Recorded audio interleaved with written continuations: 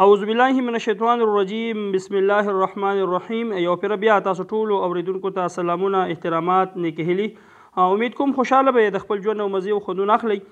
ګران اوریدونکو، څرنګه چې تاسو ته پته ده چې د ملاکنډ ډرګۍ ټي وي په پیج او یوټیوب چینل باندې به ستاسو دپاره راځي نوي معلومات. نن هم دغه رنګې راغلي دي ستاسو دپاره یو نوی معلومات د هغه سټوډنټانو دپاره کومو سټوډنټانو چې بي ایس کړی دی او چا چې اف ایس سی کړی وي هغوی د اوسه پورې اډمیشن نه کړی وي، د هغوی دپاره اډمیشن شروع شوي دي په یونیورسټي اف ملاکنډ کې. په یونیورسټي اف ملاکنډ کې مختلف ډپارټمنټ کې داخلي شروع دي. همدغه باندې به خبرې اترې کوو. د دې نه مخکې که تاسو زموږ چینل سبسکرایب کړی نه وي نو کاینډلي زموږ د چینل سبسکرایب کړئ، یو لایک خامخا موږ ته راکړئ او د دغه سره سره ستاسو څه قسمه سوال وي، څه قسمه پوښتنه وي نو تاسو بالکل په کمنټس کې زما نه کولی شئ. ګران اوریدونکو او خوږو اوریدونکو، د ملاکنډ یونیورسټي اف ملاکنډ چې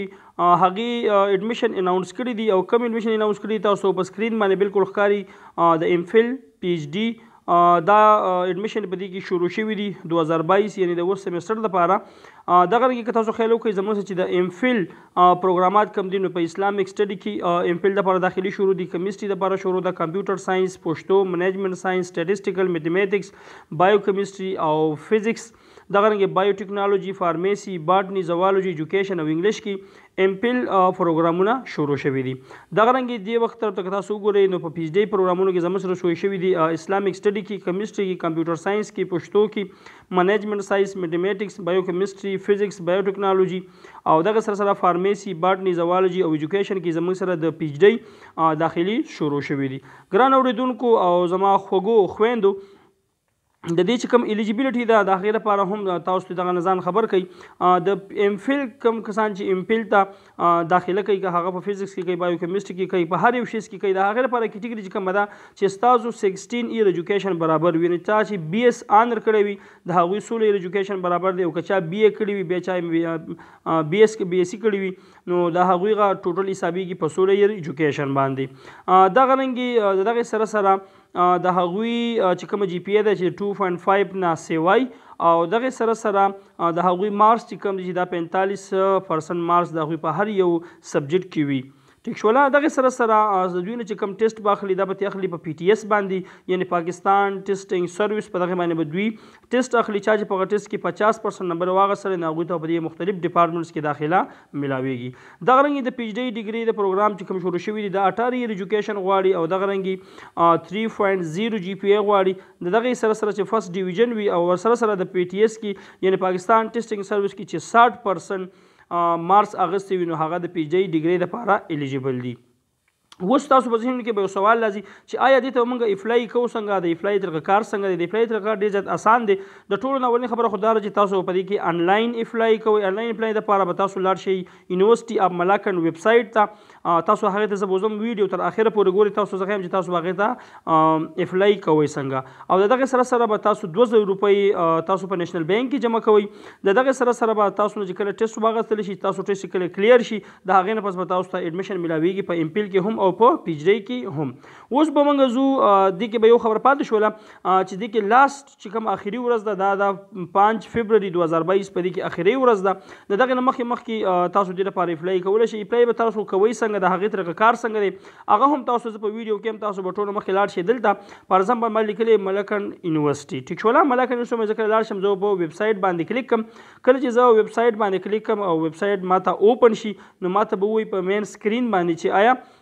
ته دلته اپلای کولی شي یا نشي کولی، یا داخلي شروع دي یا نه دي شروع. ټیک شوله. په دغه باندې موږ خبرې اترې کوو. لاړ به شو موږ ټول نه مخکې ویب سایټ ته.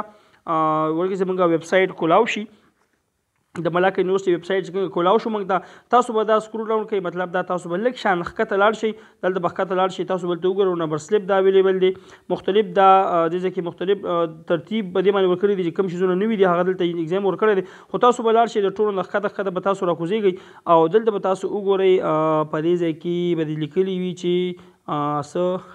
دا دلته راغلی ام ایس سی فاینل میرټ لیست او نیشنل دا شیزونه خو نه دي، دا به دې ځای نه زه کراس کړم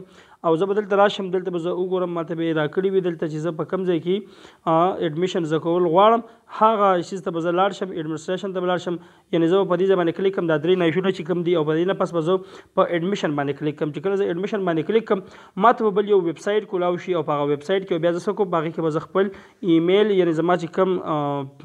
زه چې کوم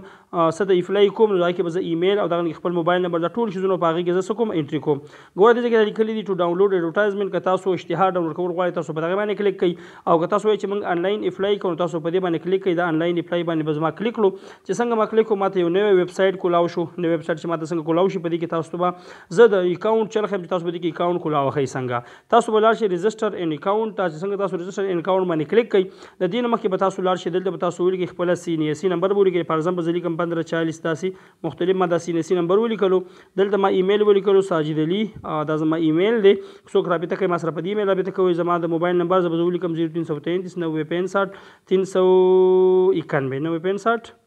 हाँ 90 دا شو 65 और 391 ٹھیک شو دا فول نیم دلته به پاسورډ ورکم پاسورډ به تاسو ورکړئ دا به تاسو ساين اف کړئ ساين اف کو تاسو به یو نوی وینډو کولاو شي ټیک شو لکه نه یعنې فار ایگزامپل ما یو نوی وینډو کولاو کړی دا زه به دا لیست لږ بیک به لاړ شم او زه به دلته واپس لاړ شم زه به دلته کې کولاو کوم چې ما کومه وینډو کولاو کړې ده 1541 یعنې ما دا کولاو کړې ده فار ایگزامپل دا ماته کولاو کا